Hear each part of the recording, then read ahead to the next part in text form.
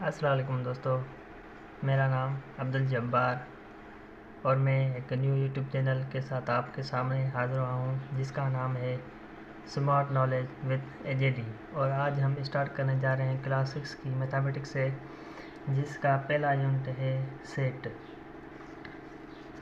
तो चलिए स्टार्ट करते हैं। तो सेट सबसे पहले होता है सेट किसे कहते हैं। तो सेट कहते हैं a set is a collection distinct objects are called set.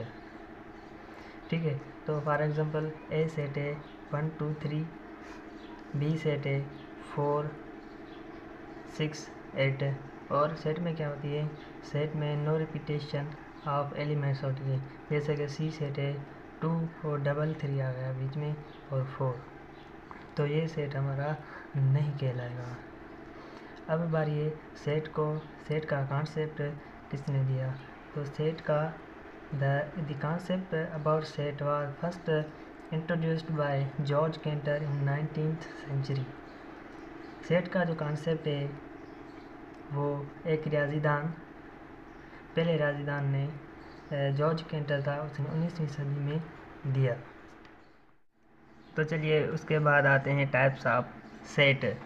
सबसे पहले टाइप है finite set. Finite set of a set which has limited elements.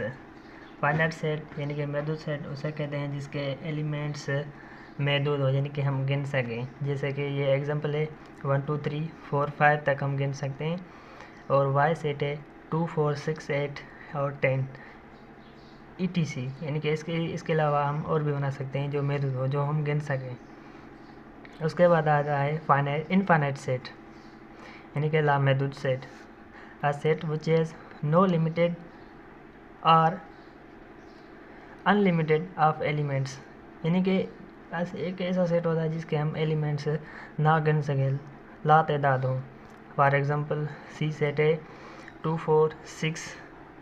ठीक है, ये हम जो है इवन नंबर से वो हम गिन नहीं सकते। उसके बाद है डी सेट 1 3 5 7, और ये डैश डैश मैंने लगाया है जो हम नहीं गिन सकते, उनके यानी कि ये ब्लैंक्स हम दे देते हैं जो हम नहीं गिन सकते। ETC यानी कि और भी हम बना सकते हैं। उसके बाद तीसरा है नल सेट, यानी कि हम जिसको हम 6th क्लास में 3 नाम दिए जाते हैं, एक null set, void and empty set.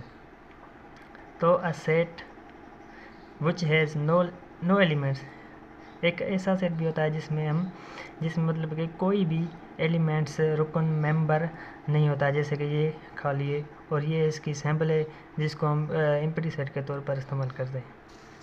उसके बाद आता है सिंगलटन सेट। सिंगलटन सेट क्या होता है, अ set which has only one element, यानी कि एक ऐसा सेट भी होता है जिसमें सिर्फ और सिर्फ एक मेंबर, एक एलिमेंट्स होता है। फॉर एग्जांपल ए सेट है ब्रैकेट में ए, बी सेट है ब्रैकेट में बी, जैसे कि देखें इसमें भी एक है, इसमें भी एक, और सी सेट है जिसमें मैंने नंबर दिया है जिसमें सिर्फ 2 है, यानी कि 2 से ज़्यादा आ गए तो वो हमारा सिंगलटन सेट नहीं होगा। इसके अलावा हम और भी। उसके बाद है इक्वल सेट, यानी कि बराबर सेट।